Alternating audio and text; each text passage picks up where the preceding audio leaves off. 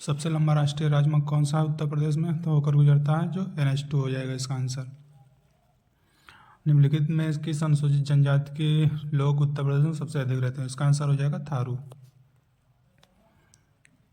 उत्तर प्रदेश भारतीय संघ में कितने राज्यों के साथ अपनी सीमा साझा करता है? तो इसका आंसर हो जाएगा 8 हो जाएगा। राज्य हैं और एक यूनियन टेरिटरी है, तो कुल मिला के 9 राज्य हैं। और अगर केवल राज्य पूछा जाएगा तो इसका आंसर होगा 8। उत्तर प्रदेश की अर्थव्यवस्था किस पर आधारित हो? इसका आंसर हो जाएगा कृषि। उत्तर प्रदेश में IIT शहर स्थापित किया जा रहा है, तो इसका आंसर हो जाएगा कानपुर।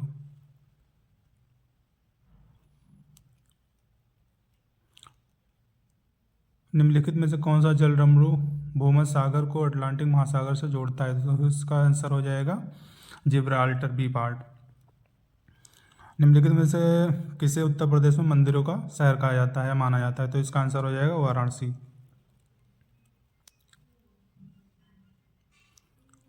निम्नलिखित को मिलाएं, तो इसका आंसर हो जाएगा बी पार्ट। गोविंद बल्लभ पंत सागर रिहंद बांध पर, रिहंद नदी पर है। परीक्षा बांध बेतवा नदी पर है। गोविंद सागर बांध शहजादी पर है। जामनी बांध जामनी नदी पर है। आप कंप्यूटर वायरस को कैसे पता लगा सकते हैं? तो इसका आंसर हो जाएगा ईमेल अटैचमेंट खोलकर, सी पार्ट हो जाएगा। नई प्रौद्योगिकी का उपयोग करके ईंधन की बढ़ी हुई दक्षता से मनुष्य और पर्यावरण को कैसे लाभ दिया जा सकता है? तो इसका आंसर हो जाएगा डी पार्ट। प्रदूषण और खपत में कमी आएगी। कौन नेपाल में हिमालय पर्वत माला में एवरेस्ट बेस कैंप EBC को फतेह करने वाले सबसे कम उम्र के भारतीय पर्वतारोही में से एक बन गया है? उसका नाम क्या है?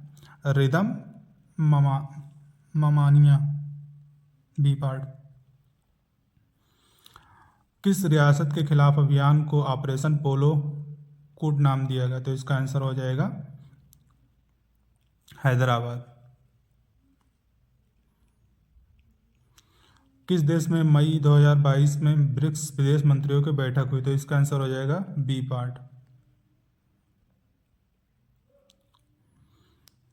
सुभाष चंद्र बोस को देश नायक किसने कहा? तो इसका आंसर आ जाएगा आपका रविन्द्रनाथ टैगोर। बाफिन द्वीप किस देश में स्थित है? तो इसका आंसर हो जाएगा कनाडा। प्रेस स्वतंत्रता भारत के संविधान के किस अनुच्छेद में निहित है? तो इसका आंसर हो जाएगा 19, अनुच्छेद 19 में निहित है प्रेस की स्वतंत्रता। भारत में निम्नलिखित में से किस राज्य में सबसे कम लोकसभा सीट है? तो इसका आंसर हो जाएगा सिक्किम। सिक्किम में केवल एक लोकसभा सीट है। EFT का पूर्ण रूप क्या है? तो EFT का पूर्ण रूप है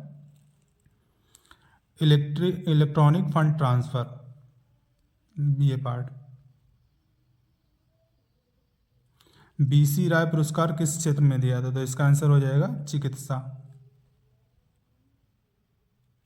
किस पंचवर्षीय योजना के बाद रोलिंग प्लान लागू किया गया? तो इसका आंसर हो जाएगा 5वीं।